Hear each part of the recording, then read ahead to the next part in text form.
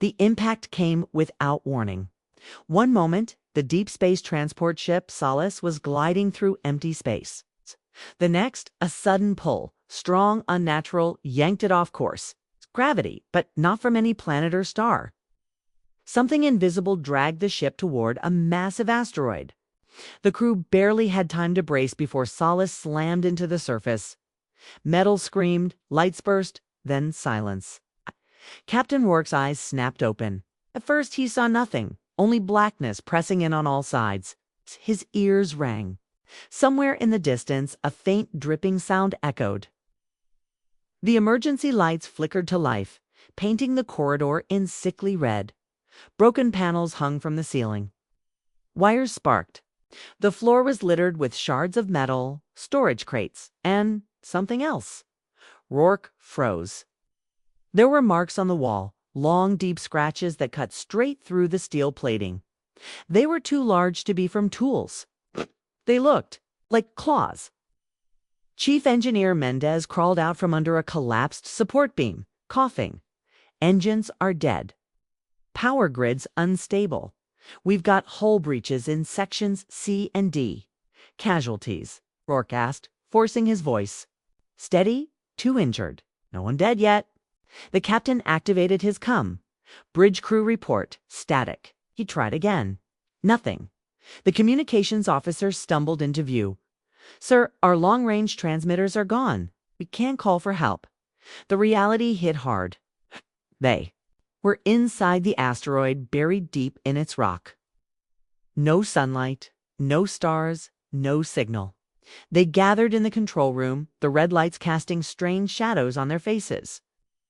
Mendez ran diagnostics. Navigation systems are fried. Even if we fix propulsion, we don't know which way is out. We've got 10 days of air at most. And that's if we stay calm and keep systems on low power. The crew stayed silent. No one wanted to say what they were all thinking. 10 days. That was all. Then something made the floor vibrate. A low, deep rumble that traveled through the metal beneath their feet. It wasn't an aftershock from the crash. This was rhythmic, repeating, seismic activity. Rourke asked. Not possible, Mendez said. Asteroids don't usually have the sound. Grew louder. Came from the rock itself, as if something was moving through the asteroid. One of the junior officers looked pale. Sir, that's not a natural vibration. The captain opened the door to the outer corridor and stepped into the dim red glow. The sound faded. For a moment, there was only silence. Then tap, tap, tap. Footsteps. Slow, echoing every muscle in Rourke's body went rigid. All hands, stay inside, he ordered, backing toward the control room, but the footsteps stopped. No one spoke. The crew exchanged glances, each one trying to reassure themselves that they were just imagining things. Hours later, when they were running air checks, Mendez came to report something worse. Sir, we're missing someone. Who? Private Hale? His bunk's empty. He didn't sign out for duty. The captain's gut tightened. Hale was young, only 22. He wouldn't wander off in a situation like this. Security. Teams searched the ship. They found no signs of him. No struggle, no blood. Just gone. When they returned to the control room, Rourke saw something new on the wall near the airlock. 3 fresh claw marks, deep and sharp, carved into the metal. They hadn't been there before. The search for Private Hale lasted for hours. It ended with no answers. The captain called the crew to the mess hall, the only place big enough for everyone to gather. The emergency lights still glowed red, and the smell of burned circuits filled the air. We are not alone in here, Captain Rourke said, his voice firm but low. Whatever's moving in the rock, it took Hale. We don't know how, we don't know why, but it's real. Some crew members shifted uncomfortably. Others stared at the floor, unwilling to meet his eyes. Chief Engineer Mendez tapped on a data pad. We've been tracking the vibrations since they started. They're not random. The pattern is too regular, like footsteps, but heavier. Move. In circles around our crash site. "That means it's watching us," muttered Security Officer Lien. A murmur spread through the room.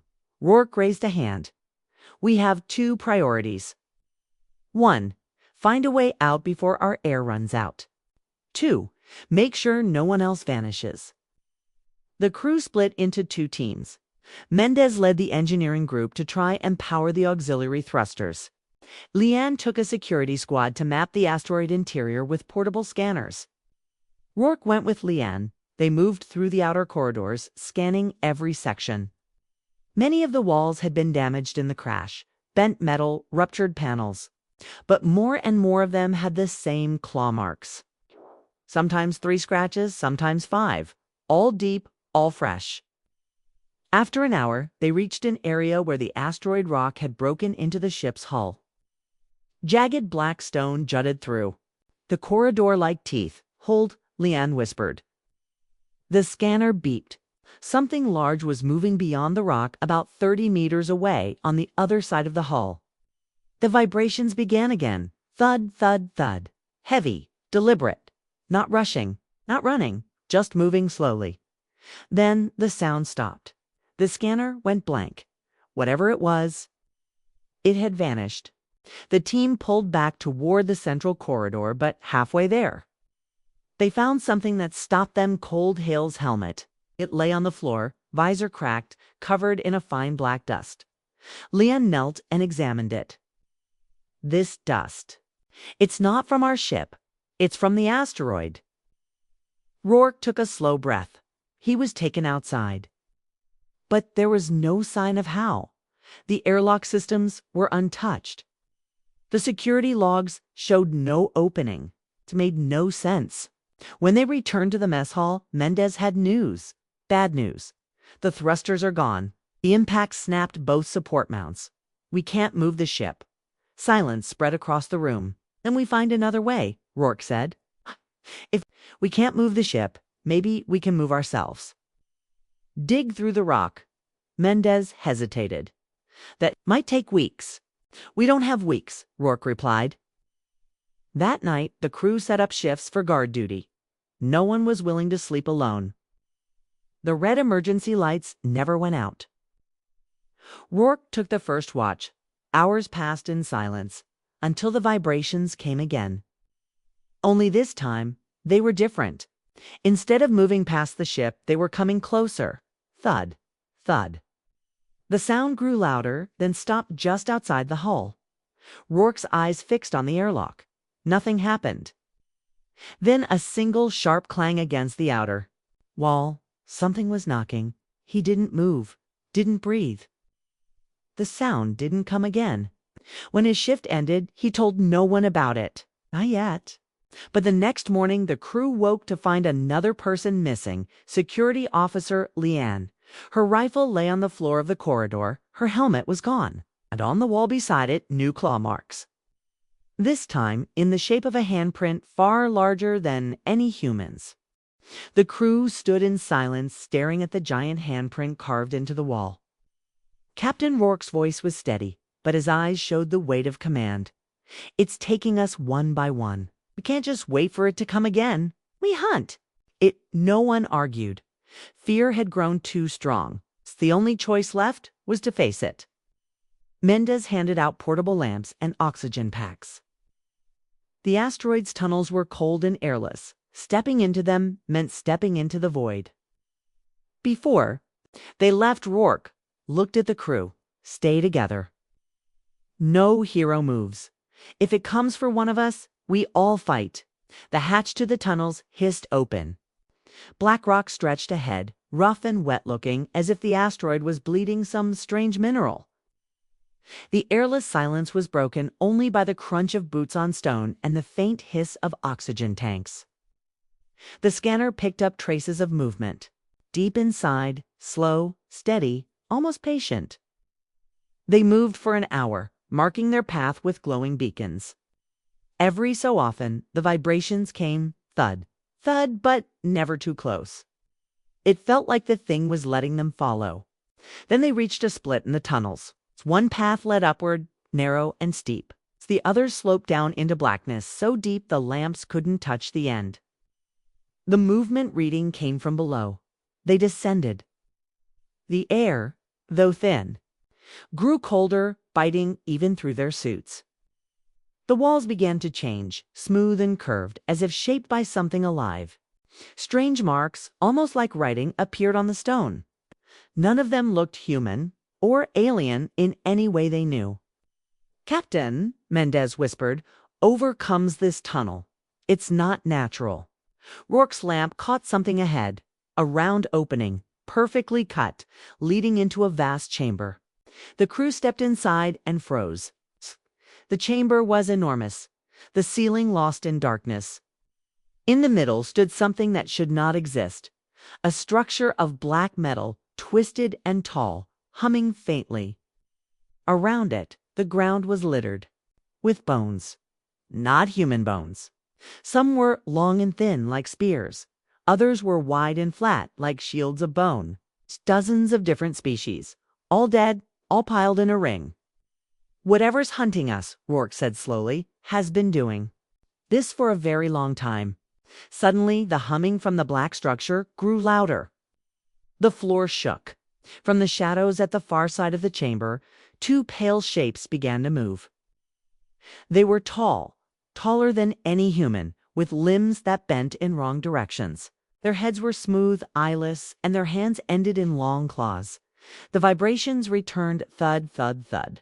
No, but now the crew realized the sound wasn't from their footsteps. It was from their chests. The things were growling. Rourke raised his weapon. "Hold formation," the creatures charged. The two pale creatures moved like shadows, breaking free from the walls. Their claws scraped against the rock, sending sparks into the air. The sound was sharp, like metal on stone. "Fire!" Captain Rourke shouted. The tunnel filled with the flash of pulse rifles. Blue bolts slammed into the creatures, but instead of falling, they only staggered. Their smooth skin seemed to absorb part of the blast. One of them leaped forward, crossing the space between them in a single bound.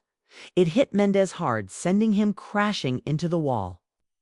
His lamp rolled across the floor, spinning wild beams of light. "Pull him back," Rourke ordered. Two crew members grabbed Mendez and dragged him toward the chamber entrance. But the second creature was already cutting them off. The crew fired again. This time, Rourke aimed for the legs. One shot hit the joint. The creature screamed, "A!" Deep, vibrating sound that shook the air in their suits. It lunged at him. Rourke dodged barely, feeling the swipe of claws pass inches from his helmet. The impact against the rock behind him was so strong it left deep gashes. "Captain," Lieutenant Kara's voice came over Combs. The floor, Rourke glanced down. The black metal structure was glowing faintly now, sending thin streams of light along the ground, straight toward their boots. The creatures seemed to notice too. Both froze for a second, tilting their heads in unison, as if listening to something deep underground. Then they backed away. Slowly, the glow brightened. A low hum began to rise from the black structure. "What's it doing?" Kara asked. Before anyone could answer, the ground split open in several places. Thin black shapes rose out like long cables, but moving like snakes. They slid across the floor toward the pile of bones, wrapping around them, pulling them into the structure. The crew stood frozen. "This thing," Mendez gasped, still recovering from the hit. "It's not just a monument. It's feeding." The pale creatures stayed at the edge of the chamber, watching, as if they were guardians of whatever nightmare was happening here. Then, without warning, the hum turned into a piercing tone. The lamps flickered, and every crew member's cum went silent for 2 full seconds. When the sound stopped, so did the movement of the cables. The light from the structure faded. The creature stepped forward again, this time not to attack, but to circle them. One of them leaned close to Rourke, its eyeless face almost touching his visor. It made a sound, a deep, slow rumble, and then turned, walking toward a narrow tunnel at the far end of the chamber. The second creature followed there, leaving us? Kara asked, still aiming her rifle. Rourke didn't lower. His weapon? No, they want us to follow. The crew exchanged looks. Captain Mendez said, "This could be a trap." Rourke stared into the dark tunnel where the creatures had vanished. "Out here, in this place, everything's a trap." He stepped forward. The rest followed. Somewhere in the distance, the humming began again. The tunnel narrowed as they followed the pale creatures. Their boots crunched on loose stone. The sound echoed for a long time, swallowed slowly by the blackness ahead. Rourke kept his rifle ready, eyes locked on the glowing shapes moving ahead. The creatures never looked back, but they moved at a steady, almost deliberate pace, as if they knew exactly how far the humans could keep up without falling behind. The air grew colder. Frost began to gather on the edges of their helmets. Kira's breath fogged her visor. "How deep are we?" she asked. "Too deep," Mendez muttered, checking his scanner. "My instruments are going crazy. The readings, they don't make sense. There's gravity spikes in every direction." Rourke didn't like the sound of that. "Stay focused." The tunnel finally opened into a vast hollow chamber. The ceiling was so high their lamps couldn't reach it. In the center, a giant sphere of black metal floated in the air, not touching the ground, not supported by anything. Thin streams of light pulsed along its surface, crawling like veins. With every pulse, the crew felt a low vibration under their feet. The creature stopped just a few steps inside the chamber and turned toward the humans. One raised its claw and pointed at the sphere. "What is that?" Kara whispered. Before anyone could answer, the sphere began to spin slowly. The pulsing light grew brighter. Symbols appeared across its surface, strange, jagged shapes that shifted every second, like they were alive. "It's a machine," Mendez said. Voice shaky. "And it's old. Older than anything I've ever seen." One of the creatures stepped closer to Rourke, making that deep, rumbling sound again. Then it pressed its claw to the ground. The floor lit up with thin lines, forming a pattern, a map of the asteroid. In the center of the map was the floating sphere. Round it, dozens of tiny dots. "Those dots," Kara said there, "moving," and they were. Slowly but surely, each dot crawled toward the center. Mendez's scanner beeped frantically. "Captain, those dots are life forms, and they're coming here." As if on cue, a deep, distant thud echoed through the chamber. Then another.